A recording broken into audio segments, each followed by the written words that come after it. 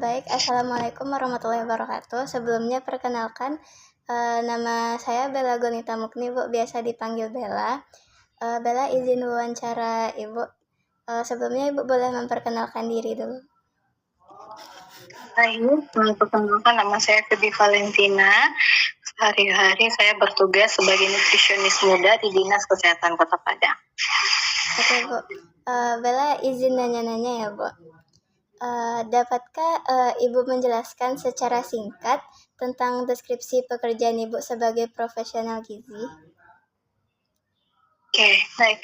Kalau yang saya kerjakan di Dinas Kesehatan Kota Padang itu lebih ke gizi masyarakat. Jadi kalau gizi itu ada 3 nanti.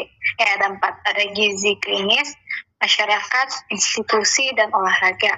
Nah, kalau kita di Dinas Kesehatan dan Puskesmas, kita lebih ke masyarakatnya.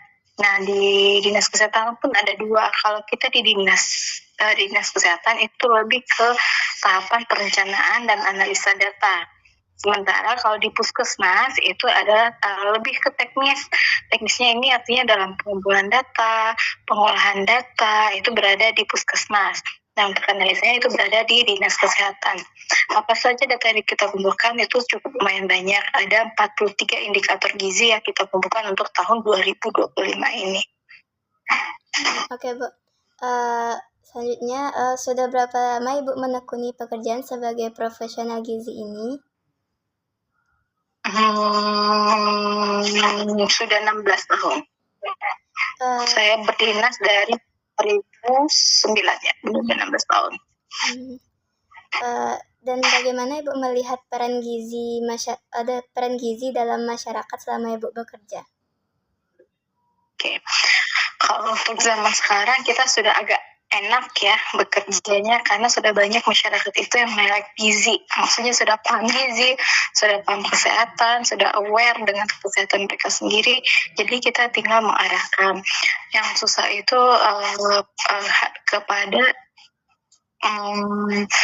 sebenarnya gizi itu sifatnya membantu proses penyembuhan. Kalau kita sudah terkena penyakit, tetapi ketika kita belum terpapar penyakit, itu adalah proses maintenance, penjagaan dalam tubuh kita. Kalau gizi kita tidak baik, maka kita akan berdampak kepada penyakit-penyakit, entah itu penyakit degeneratif akibat kelebihan gizi, atau penyakit-penyakit yang akan kekurangan gizi. Nah, jadi kalau permasalahan gizi kan sebenarnya di Indonesia sudah tidak hanya malnutrisi lagi, tetapi juga kepada kelebihan gizi. Itu juga sudah jadi masalah yang cukup banyak di Indonesia. Nah, enaknya kalau di zaman sekarang itu karena sudah banyak masyarakat kita yang mulai aware terhadap kesehatannya, kita tinggal mengarahkan saja. Harusnya seperti ini loh, harusnya yang tidak boleh begini loh, seperti itu. Apakah tinggi badan sama berat badan tuh itu faktor termasuk faktor kekurangan gizi? Nah, jadi berat badan dan tinggi badan merupakan indikator pengukuran status gizi. Bukan tadi pertanyaan Bella apakah menggambarkan kekurangan gizi, tidak. Jadi itu adalah indikator pengukuran gizi. Nah, indikator pengukuran gizi ini ada beberapa. Bisa dengan menggunakan berat badan, tinggi badan, bisa lingkar kepala, bisa lingkar lengan.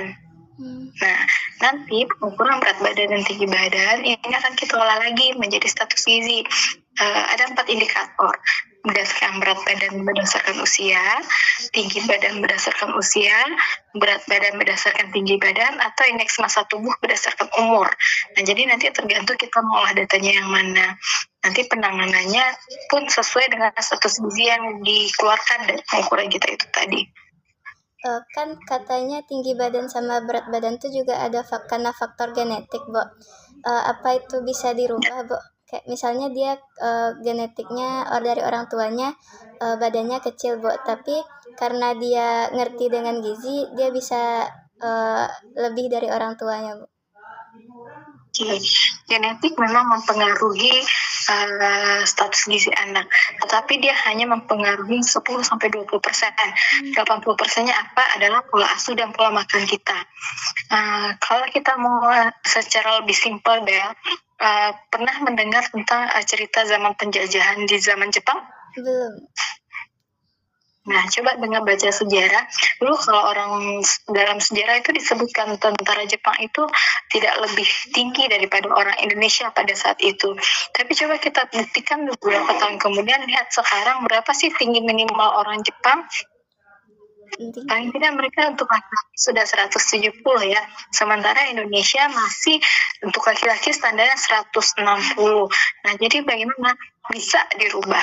Karena genetik hanya mempengaruhi 10-20%, 80%-nya adalah pola hidup dan pola makan kita. Baik, Bu. Selanjutnya, skill apa saja yang paling dibutuhkan dalam pekerjaan sebagai profesional gizi ini, Bu? Kalau untuk di gizi masyarakat ya, jadi kan karena kita berbeda-beda ya. Kalau di gizi masyarakat itu yang paling penting kalau menurut saya pribadi ya, bagaimana kita mengedukasi masyarakat tentang pentingnya gizi. Karena titik berat dalam pekerjaan kita sebenarnya adalah mengedukasi. Kenapa saya bilang berat? Karena untuk merubah perilaku itu sangat susah. Tidak hanya di masyarakat, kita pribadi aja dulu nih, buat merubah kebiasaan kita yang makan dengan porsi yang banyak itu aja susah ya. Jadi ketika kita mengedukasi tanpa memberikan contoh, itu akan sangat sulit. Nah, mengedukasi itu tidak bisa dalam 1 kali pemberian edukasi, 2 kali pemberian edukasi, 3 kali tidak akan bisa langsung berubah. Jadi tahapannya panjang kalau untuk mengedukasi itu, dan harus berulang-ulang. Tantangan terberatnya kalau menurut saya di sana, merubah perilaku hidup itu cukup sulit kalau tidak ada niat yang kuat dari dalam diri orang tersebut dan tidak istiqomah orangnya. Bagaimana jenjang karir yang tersedia bagi profesional gizi, Bu? Misalnya kan ada S1 sama D3, Bu. Itu tuh apa perbedaannya, Bu? Oke, kalau D3 biasanya itu dipersiapkan lebih ke teknis di lapangan. Kalau kita ibaratkan kalau di dinas itu D3 kebanyakan itu di puskesmas karena dia memang mengerjakan teknis. Kalau S1 itu lebih ke analisa data biasanya, perencanaan, manajemen data itu adanya di S1, lebih dibebankan ke S1. Kemudian ada lagi nanti yang namanya profesi dietitian, registration dietitian. Nah, itu biasanya untuk saat ini itu masih dititik beratkan kepada teman-teman yang bekerja dengan penata laksanaan kasus. Yang biasanya itu digunakan bagi teman-teman di rumah sakit yang menangani kasus case by case. Jadi pendekatan gizi itu kalau kita mendekati secara klinis itu tidak bisa kita pukul rata. Antara saya yang beratnya 76 dengan teman saya yang beratnya 68 itu pasti beda. Ataupun sama beratnya tapi kasusnya beda, penanganannya beda. Nah, itulah yang dipakai oleh teman-teman di profesi rumah sakit. Itu mereka wajib ada profesi. Tetapi kalau untuk puskesmas dan dinas saat ini belum diwajibkan wajib profesi gizi. Kalau kita sudah bekerja di lapangan, itu antara teori dengan praktek itu berbeda. Itu pasti berbeda. Mungkin pendekatannya berbeda. Belum lagi yang kita menemukan yang kita baca anak kasus gizi buruk, anak dengan kwashiorkor, kemarahan, ketika kita menemui di lapangan, itu pasti sangat sedih sekali kita melihatnya ya. Nah, terus apa sih yang bisa kita lakukan untuk mereka? Nah, itulah yang harus kita pikirkan sebagai seorang nutritionist. Apa sih yang bisa kita bantu untuk mereka? Oke, Bu. Apakah ada pengalaman berharga yang Ibu alami sebagai profesional gizi, Bu? Setiap hari pasti pengalaman berharga. Jadi setiap hari kita masih terus belajar, walaupun saya sudah tamat S1 gizi, walaupun saya sudah bekerja 16 tahun, tetapi terus terang saja sampai saat ini pun saya masih belajar, masih banyak hal-hal baru yang saya temui, yang belum saya ketahui. Sharing ilmu itu nggak harus dari teman-teman satu profesi saja, dari teman-teman lintas profesi, dari adik mahasiswa yang berpraktek, karena mereka pasti juga mengupdate ilmu setiap saat ya. Nah, setiap hari itu pasti berharga, Mel. Ya.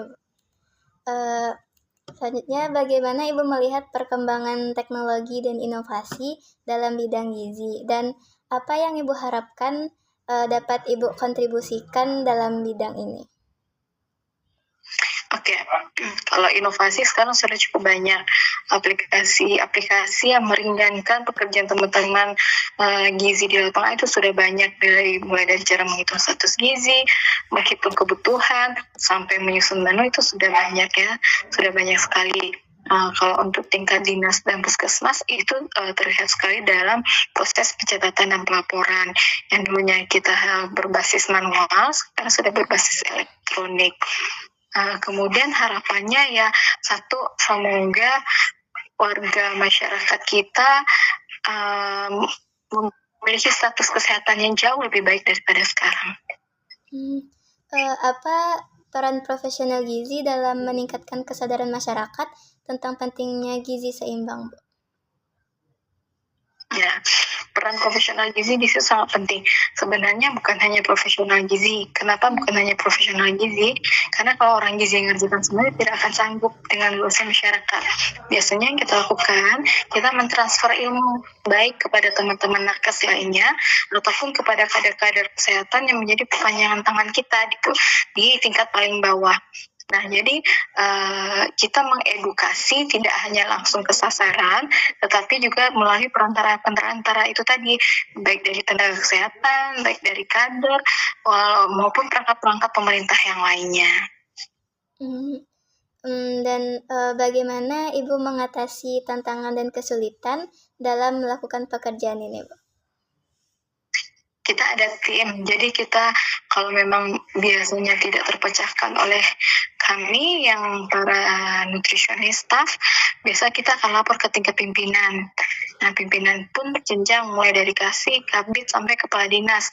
Dan kalau seandainya tidak terselesaikan pun oleh dinas, maka kita akan lempar lagi ke tingkatan lebih tinggi. Seperti contohnya pada kasus stunting.